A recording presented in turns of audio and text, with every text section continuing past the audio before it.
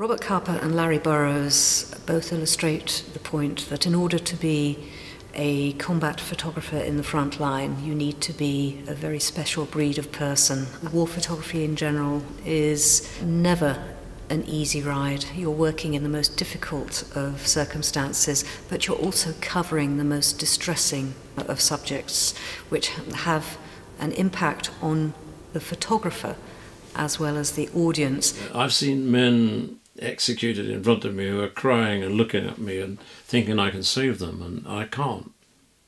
You know, photography, it's a kind of a magic kind of experience, and it's called upon on many occasions to become a kind of hammer to change things, and like forging metal and, you know, creating new energies and new understandings. But at the end of the day, you know, it's only photography.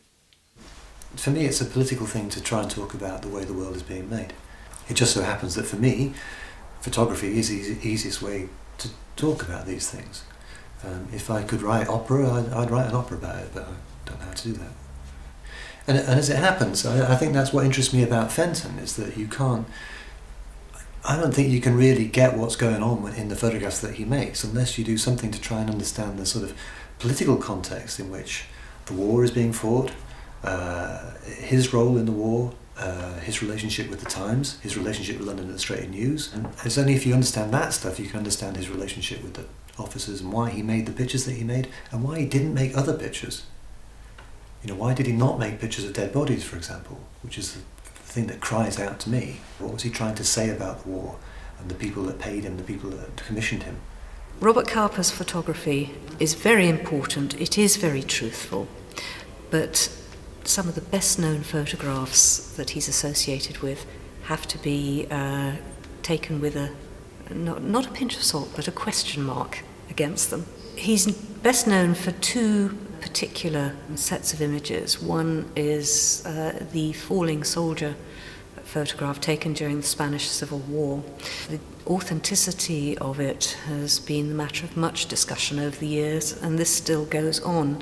It purports to show a militiaman, a Spanish communist militiaman, at the moment of death, and as such it was the first photograph to make that claim. Capa himself, perhaps wisely, never committed himself on the subject. He represents a type of photojournalism which was about, you know, getting close to the action, about, you know, really involving yourself in the picture, and also about creating an image that was immediate and told a story.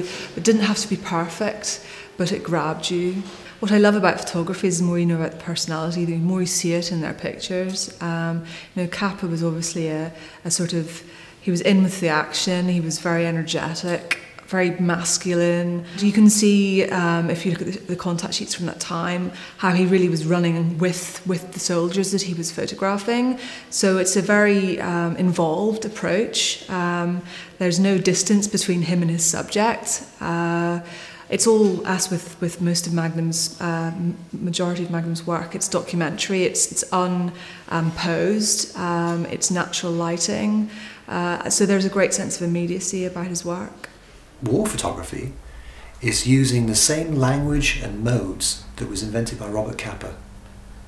If military technology has moved on so rapidly in 60 years, how come we're using a 60-year-old mode of talking about war photography that really kind of came into existence just before the Second World War and pretty much hasn't changed at all since then? You know, Robert Capa's pictures, you know, they look like the Vietnam pictures, they look like most of the photography coming out of Afghanistan today. Soldiers crouching in ditches, bombs falling on faraway objects, military equipment rolling around in the desert. And it seems to me that we need some kind of new language injecting into things, because the way warfare is being fought is moving on enormously so, and is moving into a whole series of spheres that's simply not photographable. What I want to find is, how do I photograph a drone rotating over a country that we're not even at war with, technically, that fires a missile at a house in the middle of the desert and kills 8 people? And how the hell do you photograph that? There's nothing to photograph.